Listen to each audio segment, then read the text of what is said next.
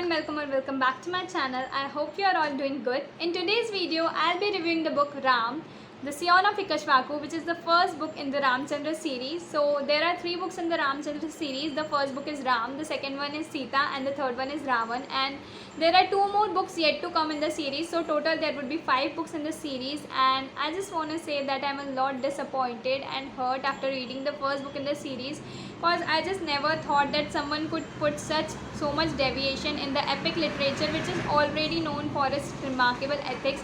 And I just felt that people are ruining our history just for the sake of money.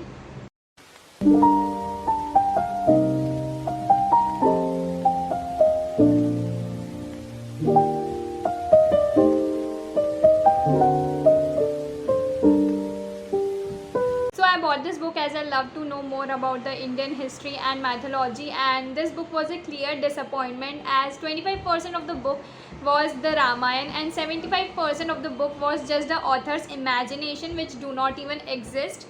So the book starts with the birth of Lord Ram, and when Ram was born, King Dashrath got defeated by Ravan, and he believed that Ram was the cause of his defeat, and he believed that Ram's birth was inauspicious. And I was like, how could someone blame a newborn child for his defeat? And Dashrath already fought with Ravan even before Ram was born, and I was like, what is happening in this book? Because we all know the Ramayana and this thing never existed. And I really felt bad about the people who just don't know Ramayana, because they will think that this is the real Ramayana and it would be an insult to our mythology. Okay, so now moving ahead in the book, Mantra, whom we all know that she was the maid of Queen Kekai, is shown as the wealthiest merchant in this book, wealthiest merchant of Ayodhya, and she had a daughter named Roshni who is gang raped, and Ram was against punishing the culprit as he was below 18. And I was like, how can someone ruin the epic Ramayana just to sell his book? And I thought maybe I was missing something and I just don't know the Ramayana properly. So I just went on Google and searched about it. And Mantra's daughter not even existed before Amish books. And now there is a mention of Mantra's daughter on Google just because of this book.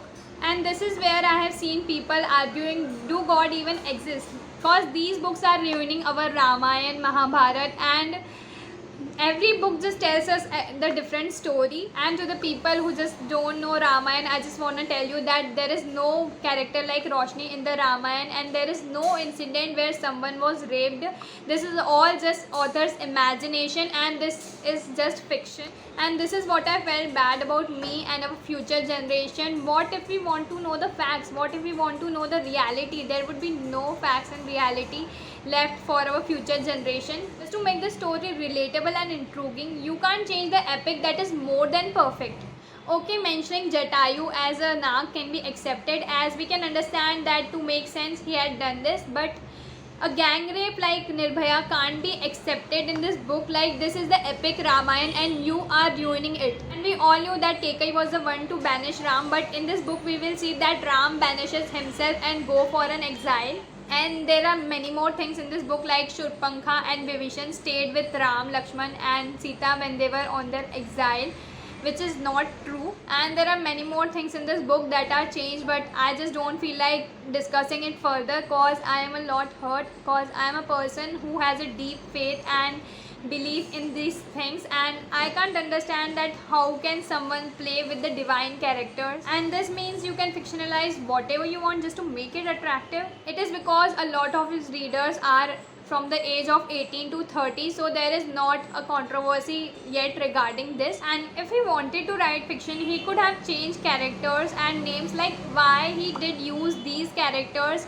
It's really hurtful for the people who have a deep faith and belief in God. Only those people will love this book who just don't know Ramayana, and they will enjoy this because it is fantasy fiction. But I just don't recommend anyone to read this book, because you will get polluted by reading this book and you will get all the wrong information about Ramayana. So I just don't recommend anyone to read this book. And now, whether I'm going to read the other part of the series or not, to be honest, for now I just need time to come out from this book. And I just still don't think that I'm ever going to read this, because this will only going to pollute my mind, and I may forget the real Ramayana just because of this book. So that's all for today's video. Thanks for watching, and do comment your views on this book, and do support me if you think I am right. And take care. Bye. We'll meet you in my next video.